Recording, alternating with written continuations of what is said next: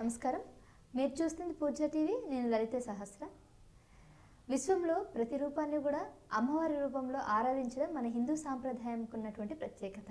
అయితే అమ్మవారిని ఈ దేవి నవరాత్రుల్లో ఇంకా దగ్గర అవడానికి మనం ప్రత్యేకమైనటువంటి పూజలు ఆరాధనలు చేస్తూ ఉంటాము. ఒక్కొక్క రూపానికి ఒక్కొక్క అమ్మవారినిగా అలంకరించుకొని పూజ చేయడం మన హిందూ సాంప్రదాయంలో ఉన్నటువంటి ఆచారం. మరి ఈ దేవి నవరాత్రులకు సంబంధించి ఇంకా పూర్తి వివరాలు, ఇంకా ఏ అమ్మవార్లకు ఏ విధంగా పూజలు చేయాలనే అంశాలన్నీ కూడా ఈ వీడియోలో తెలుసుకునే ప్రయత్నం చేద్దాం. దీనికి సంబంధించిన విషయాలు తెలియజేయడానికి మనతో పాటు ఉన్నారు ప్రముఖ జ్యోతిష్య వాస్తు లలితాదేవి ఉపాసకులు బ్రహ్మశ్రీ నానాజీ పట్నాయక్ గారు. గురువుగారిని అడిగి ఈ విషయాలు తెలుసుకుందాం. నమస్కారం గురుగారు. శ్రీమాత్రే నమః. గురుగారు, మనం ఏ రోజు ఏ అమ్మవారిని పూజలు చేయాలో మనం తెలుసుకుంటున్నాం కదా. ఇక 8వ రోజు 9వ రోజు ఉంది. మరి 8వ రోజు ఏ అమ్మవారిని, 9వ రోజు ఏ అమ్మవారిని పూజలు చేయాలి? వీళ్ళకి మనం ఏ విధంగా ఆరాధన అవంతా చేస్తూ ఉంటారు? తప్పకుండా అమ్మ. సరస్వతి దుర్గా. 7వ రోజు సరస్వతి దేవి, 8వ రోజు దుర్గాదేవి. 8వ రోజు సరస్వతి, 9వ రోజు దుర్గా. 8వ రోజు సరస్వతి దేవి, 9వ రోజు దుర్గాదేవిని మనం ఆరాధిస్తాం. అయితే సరస్వతీదేవి యొక్క అనుగ్రహం మనకు కలగాలి అంటే కేవలం ఏదో పూజించడం అని కాదు, ప్రతి అంశంలోని ఆ యొక్క జ్ఞానాన్ని మనం అర్థం చేసుకుంటూ ఉండాలి. ఇంకోటి, ఎప్పుడైనా సరస్వతి అనుగ్రహం, మనం గురువుల్ని ఎప్పుడైతే మనం గౌరవిస్తామో అప్పుడే సరస్వతి అనుగ్రహం మనకు కలుగుతుంది. ఇవాళ రేపు సినిమాల్లో చూడండి, గురువుల్ని కించపరచడం, గురువు మీద జోకులు వేయడం లాంటివి జరుగుతున్నాయి. అవి చాలా పెద్ద దోషము. ఎందుకంటే ఒక మాస్టర్ మీద, ఒక కాలేజ్ లెక్చరర్స్ మీద చాలా రోజుల నుంచి వస్తూ ఉన్నాయి. కానీ అది అంత అంటే మీకు మాస్టరే దొరికాడా మీకు జోక్ చేయడానికి? సాక్షాత్ సరస్వతీదేవి యొక్క మరొక రూపం టీచర్. కాబట్టి పొరపాటును కూడా అలాంటివి ఏమైనా ఇంట్లో వస్తున్న పిల్లలకి తల్లిదండ్రులు చెప్పాలి, అరే వాడు సినిమా బుద్ధిలాగా తీశాడు వాడు, అట్లాగా నువ్వు మాత్రం అలా చేయకూడదు నాన్న, తప్పు. ఎందుకంటే సరస్వతీదేవి అంతర్వాహిని అంటారు. సరస్వతి నది చూడండి, అంతర్వాహిని, బయటికి కనబడదు, అది లోపల నుంచి వెళ్తూ ఉంటుంది. అంటే ఏమిటి, మన జ్ఞానం కూడా బయటికి కనబడే లోపల ఉండేది, దాన్ని ఎవరు దొంగలించలేరు, దాన్ని ఎవరు తీసుకోలేరు. అలాంటి జ్ఞానం మనకుంటే కనుక, అంటే సరస్వతి అనుగ్రహం ఉంటే కనుక మనం ఏదైనా జయించగలం.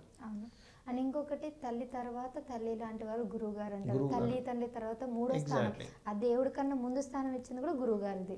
మరి అలాంటి గురువు గారికి గురు బ్రహ్మ గురు విష్ణు గురుదేవో మహేశ్వర గురు సాక్షాత్ పరబ్రహ్మ తస్మై శ్రీ గురవే నమః అంటూ ఉంటారు. అలాంటప్పుడు సరస్వతీదేవి యొక్క అనుగ్రహం మీకు కలగాలి అంటే ముఖ్యంగా గురువుగారిని పూజిస్తూ సరస్వతీదేవిని, మరియు ఇప్పుడు టీచర్ సరస్వతీదేవి, హెడ్ మాస్టర్ హయగ్రీవుడు, హయగ్రీవుని యొక్క ఆరాధన చేయాలి. ఎవరైనా పిల్లలు కనుక మా పిల్లలు సరిగా చదవట్లేదండి అనుకునేటువంటి వారికి రోజు ఒక 10 నిమిషాలు జ్ఞానానందమయం దైవం నిర్మల స్ఫటికాకృతిం ఆధారం సర్వ విద్యానాం హయగ్రీవం ఉపాస్మహే అని కనుక చేయించగలిగితే ఖచ్చితంగా వారి జన్మజాతకంలో 4వ భావం పాడైతే ఇటువంటి ఇబ్బందులు పడుతూ ఉంటారు. 4th హౌస్ అంటారు, అంటే విద్యాస్థానం పాడైంది అనుకోండి, సరస్వతి అనుగ్రహం సరిగా కలగదు వారికి. అలాంటప్పుడు కలగనప్పుడు ఈ నవరాత్రుల్లో ముఖ్యంగా సరస్వతీదేవిని మూలా నక్షత్రం రోజు పూజిస్తారు. ఇక్కడ విషయం ఏంటంటే అందరూ కూడా సరస్వతీదేవిని మూలా నక్షత్రం రోజు పూజించాలని తెలుసు, సరస్వతీదేవి మూలా నక్షత్రం రోజు జన్మించిందని తెలుసు, కానీ మూలా నక్షత్ర జాతకులు వచ్చేసరికి భయపడిపోతారు. ఎందుకని? అది అలా ఒక అపోహ, మూఢనమ్మకంగా కరెక్ట్గా చెప్పాలంటే. ఎందుకంటే మూలా నక్షత్రమే మంచిది కాకపోతే సరస్వతీదేవి ఆ నక్షత్రం ఎందుకు పుడుతుంది? అవునా కదా? కాబట్టి ఖచ్చితంగా మూలా నక్షత్రం రోజు అమ్మవారిని ఆరాధన చేస్తూ యాలకులతో చేసినటువంటి దండని అమ్మవారికి మరియు హయగ్రీవ స్వామికి వేస్తారు, పిల్లలతో వేయిస్తారు. అదేవిధంగా ఎవరైనా ఇంట్లో కనుక చదవట్లేదండి, మా పిల్లలకి మంచి విద్యాబుద్ధులు అబ్బాలి అనుకునేటప్పుడు చేయవలసింది ఏమిటంటే, ఇంట్లో నైరుతి బెడ్రూమ్ ఉంటుంది, సౌత్ వెస్ట్ బెడ్రూమ్, అక్కడ వెస్ట్ వాల్కి సుగ్రీవ్ అనే పదం ఉంటుంది వాస్తులో. అక్కడ కనుక వాళ్ళ పిల్లల పుస్తకాలు పెట్టించడం, అక్కడ కూర్చొని చదివించడం కనుక చేస్తే ఖచ్చితంగా వారికి విద్యా సంబంధించిన విషయంలో ఒక క్లారిటీ పెరుగుతుంది. ఎందుకు అంటే సుగ్రీవ్ అనే పదానికి ఉన్నటువంటి శక్తి ఏమిటి అంటే, మీరు చదివేటువంటి చదువులో ఏదైతే చదువుతుందో దాని ఎసెన్స్ అర్థమవుతుంది వారికి. ఇప్పుడు సారాంశం తెలియదు, ఏం చేస్తాం? మనం ఎందుకు చదువుతున్నాము, అసలు మనం నేర్చుకోవడం వల్ల ఎక్కడ ఉపయోగపడుతుంది, ఇది ఏ రకంగా మనం దీన్ని గుర్తుపెట్టుకోవాలంటే ఏం చేయాలి, ఇందులో ఉండేటువంటి సబ్జెక్ట్ ఏంటనేది అర్థమవుతుంది వాళ్ళకి. అది అర్థం కానంతసేపు వాళ్ళకి దాని వాల్యూస్ తెలియవు. ఆ రకంగా సరస్వతీదేవిని ఎక్కువగా తెల్లటి పుష్పాలు పత్రాలతో కలిపి పూజించడము, సరస్వతి అష్టోత్తరం చదువుకోవడం చేయాలి. సరస్వతి అష్టోత్తరం మాకు రాదండి అనుకునేటువంటి వారు చక్కగా ఓం సరస్వతీ దేవి అయి నమః చేసుకున్నా కూడా సరిపోతుంది. ఇక 9వది దుర్గాదేవి. దుర్గా దుఃఖనాశిని అంటూ ఉంటారు. అంటే నీకు ఏదైనా బాగా దుఃఖం ఉంది, ఒక్కసారి ఓం దుమ్ దుర్గాయ నమః చేసుకొని ఖచ్చితంగా పోతుంది. అసలు ఎందుకు వస్తుంది దుఃఖము అంటే శాస్త్రంలో చెప్పినటువంటిది అజ్ఞానం వల్ల దుఃఖం వస్తుందని చెప్తుంది. అజ్ఞానానికి కారణం ఏమిటంటే జ్ఞానం కప్పివేయడం వల్లే. జ్ఞానం ఎందుకు కప్పివేయడం జరుగుతుంది అంటే ఇప్పుడు చూడండి, సూర్యుడు ఎలా కప్పివేయబడతాడు? మేఘాలతో. మేఘాలు అడ్డమైతే సూర్యుడు కప్పబడతాడు. మేఘాలకు కారకుడు ఎవరు అంటే రాహు. ఎవరికైనా రాహు ప్రభావం ఎక్కువగా ఉంది జన్మజాతకంలో భయపడుతూ ఉంటారు. అమ్మో ఏదో అయిపోతుందని, అంటే ఏమీ జరగకపోయినా ఏదో అయిపోతుందని భయంలో బ్రతుకుతూ వాళ్ళు దుఃఖానికి గురవుతూ ఉంటారు.